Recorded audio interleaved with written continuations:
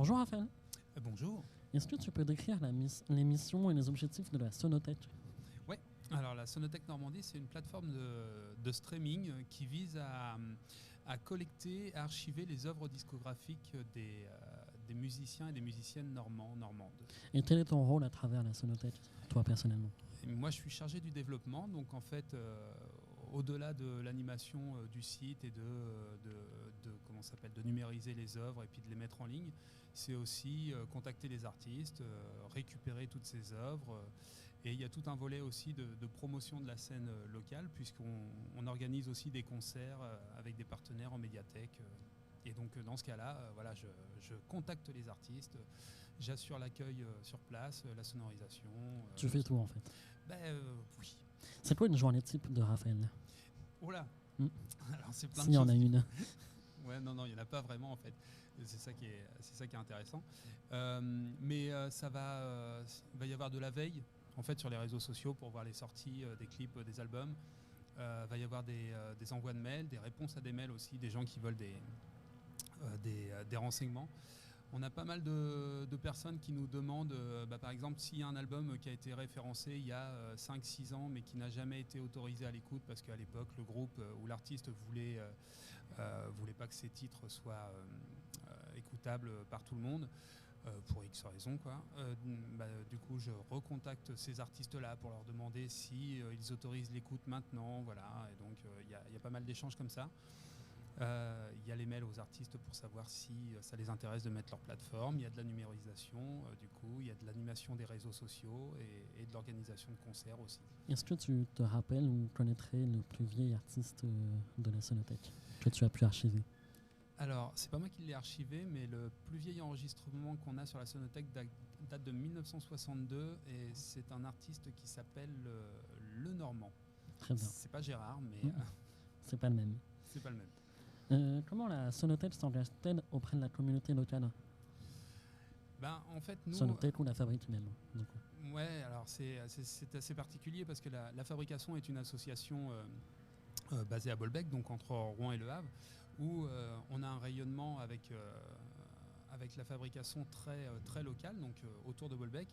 Mais la Sonothèque Normandie est un projet de la fabrication qui, lui, a un rayonnement régional.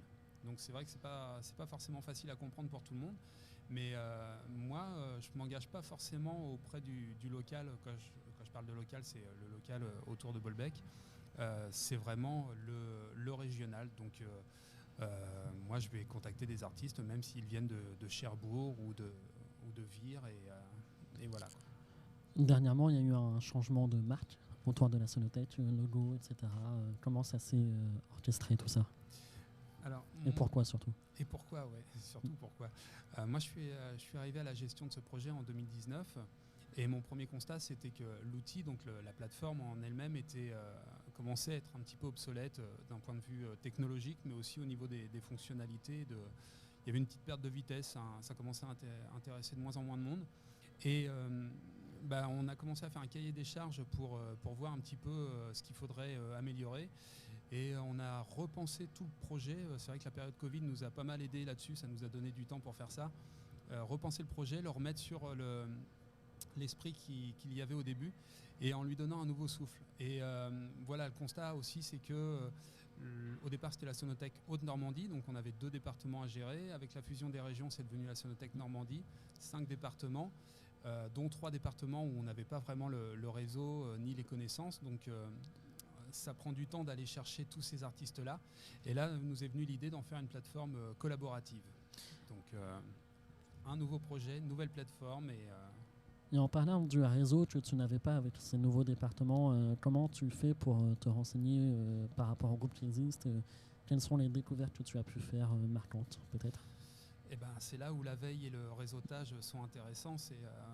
Moi, j'ai commencé à aller chercher un petit peu tout ce qui se faisait en Basse-Normandie, ex-Basse-Normandie, avec d'abord les SMAC et après les associations. Et puis finalement, est arrivée aussi la nouvelle structure régionale Norma, donc Normandie Musiques Actuelles.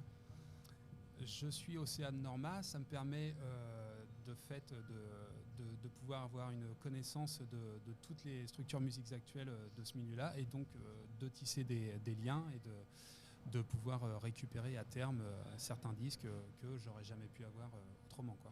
Est-ce que tu as une découverte musicale qui t'a plu récemment? Alors, des découvertes musicales... T'en fais tous les jours, je me doute. Oui, c'est vrai, c'est vrai. Non, il y a des choses très particulières qui ne sont pas encore forcément référencées sur la Sonothèque Normandie parce qu'on a pris pas mal de retard avec cette nouvelle plateforme. Mais il y a Emmanuel Dillac qui est un musicien normand qui fait chanter les pierres. D'accord, pourquoi pas. Voilà. Il y a un artiste qui est mort. Très original. Très original, c'est ouais, tout à fait. C'est philosophique et spirituel. Il y a un artiste qui est mort, c'est Danny, le nom m'échappe là, Danny Boy, qui est décédé l'année dernière ou il y a 2 ans et qui a été qualifié comme le premier rocker français et il est normand, quoi, avant Johnny Hallyday. Donc on a des petites pépites comme ça. Ouais. J'ai une petite question, Fabi, si tu me permets. Raphaël, tu disais qu'il y avait des organisations de concerts du coup avec la fabrication. Où est-ce qu'on peut retrouver la programmation des concerts? Sur le site de la Sonothèque Normandie, pour l'instant ça y était pas, mais là avec la nouvelle plateforme ça y sera. Sur les réseaux sociaux aussi de la Sonothèque Normandie et de la fabrication. Pour notre plus gros partenaire, c'est le département de l'Eure avec l'organisation du Normandie Bib Live, qui est un festival qui a lieu tous les ans depuis 7-8 ans maintenant. Donc l'année 2024, ce sera 10 concerts pendant toute l'année dans différentes médiathèques du département eurrois. Mais de temps en temps, on a aussi des concerts à la médiathèque de Caen, à Cherbourg, enfin voilà. Ça fait voyager. Ça fait voyager, ouais. Quelle est la problématique qui revient le plus par rapport aux musiciens? Quel constat tu as pu faire concernant les évolutions des musiciens? Alors, la problématique, c'est que la plateforme de la Sonothèque Normandie a été très longtemps qualifiée de Deezer normand, sauf que pour moi, ça a été peut-être une erreur à cette époque-là, ils avaient sûrement leur raison, mais le problème, c'est que les musiciens ont vu ça comme une nouvelle plateforme, comme un Spotify ou un Deezer, sauf que ça n'apporte rien en termes de revenus financiers. Moi, j'ai réaxé le projet sur la patrimonialisation en expliquant aux musiciens que actuellement, ils viennent de sortir un disque, ils sont vraiment dans la promotion et pour eux, c'est ce qui importe le plus, c'est de pouvoir jouer et de vendre leurs disques, mais qu'ils essayent de se projeter un peu plus loin à 5, 10, 15, 20 ans et que ce disque ne soit pas oublié, quoi. Donc voilà, la difficulté, c'est de leur faire comprendre que pour l'instant, leur projet fonctionne, ils ont un disque à vendre, mais peut-être que dans quelques années, ce sera différent. Donc il faut le récupérer tout de suite pour pas que ce disque soit oublié et perdu. De ton point de vue, pour donner des conseils peut-être, comme tu reçois énormément de musiciens et autres, qu'est-ce que tu pourrais donner comme conseil pour la promotion et comment on pourrait faire pour vous contacter? Quelles sont les bonnes démarches à suivre à ce niveau-là? Alors pour la promotion, j'ai pas trop de conseils à donner, c'est chacun fait comme il veut, comme il peut. Mais en tout cas, pour nous contacter, il y a une adresse mail qui est sur le site, également sur le site de la fabrication. Il y a les réseaux sociaux aussi. Et voilà, si des artistes sont intéressés pour proposer leurs œuvres et aussi devenir contributeur si tout à chacun a des connaissances sur un tel courant ou des artistes ou des groupes ou des disques et que les informations qui sont déjà sur le site ne sont pas assez complètes et que lui il peut, à l'instar d'un Wikipédia en fait modifier lui-même, ouais, tout à fait, ouais. Devenir contributeur et modifier, voilà. D'où le côté vraiment collaboratif. Exactement. Et donc ça se fait soit par mail, soit par les réseaux sociaux. Est-ce qu'il y a déjà de retombées par rapport aux nouveautés du site? Non, parce que pour l'instant, la nouvelle plateforme, elle a été mise en ligne le 15 septembre 2023, mais elle n'est pas encore tout à fait exploitable. C'est-à-dire que la recherche, pour l'instant, marche, mais pas vraiment comme on le voudrait, et on ne peut toujours pas ajouter d'œuvres pour l'instant. Le prestataire a pris un petit peu de retard, mais normalement... début janvier, c'était censé être réglé. C'est une version bêta encore? Non, 2.0? c'est pas une version bêta, c'est une version qui marche presque. Et quelles sont les actualités par rapport à la fabrication? Est-ce que tu peux nous donner aussi un petit point historique peut-être pour les gens qui ne connaissent pas? Alors la fabrication, c'est une association, un collectif de musiques actuelles, ça a 23 ans je crois maintenant, 24 ans cette année. Et le premier axe de la fabrication, c'est l'organisation de concerts. Donc on organise des concerts, là on a un concert par mois dans l'espace qui est dans nos locaux. C'est un espace partagé en fait, c'est une espèce de maison des associations et quand on fait un concert par mois dans cet espace-là. On fait aussi des concerts chez l'habitant avec le projet chez Watt. On fait aussi des concerts en médiathèque avec la Sonothèque Normandie. Et le concert chez l'habitant, comment ça se passe? Est-ce que tu as des anecdotes à raconter ou c'était quoi l'idée de base? Alors l'idée de base, c'est post-Covid, les gens avaient de plus en plus de mal à se déplacer pour aller dans les concerts. Donc on s'est dit, si les gens ne viennent plus au concert, on va aller chez eux, quoi. Et donc on sentait bien qu'il y avait une volonté de certaines personnes à faire vivre la musique. Mais bon, voilà, si ces quelques personnes se déplacent à un concert, ça fait peu de monde. Alors que finalement, si c'est eux qui reçoivent un groupe ou un artiste chez eux et qui invitent leurs amis, ça a beaucoup plus d'impact, quoi. C'était ça l'idée de base. Et voilà, avec le bouche à oreille, les habitants sont venus petit à petit nous solliciter et voilà, on voit avec l'habitant comment ça peut se passer, quelle esthétique il voudrait chez lui. Des fois, ils ont des exigences, des fois non.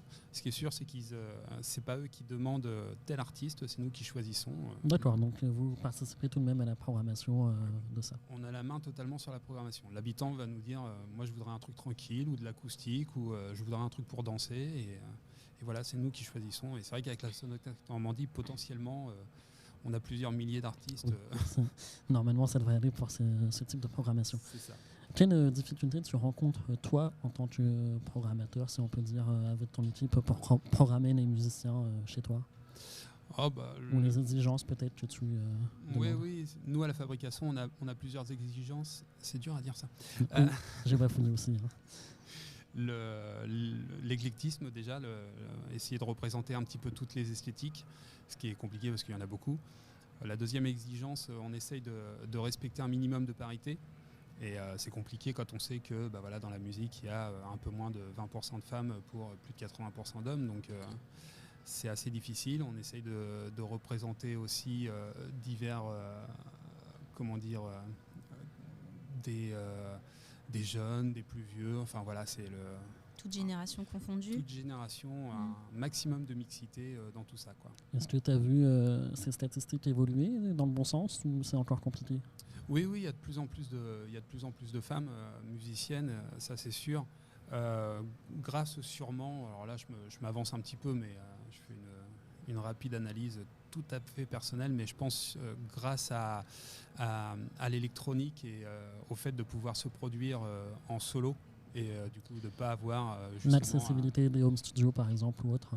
Ouais, des home studios et puis le fait de pouvoir créer sa musique toute seule et donc de pouvoir s'affranchir en fait de la pseudo-critique d'hommes qui seraient en place depuis longtemps et qui diraient non, c'est pas bien ce que tu fais.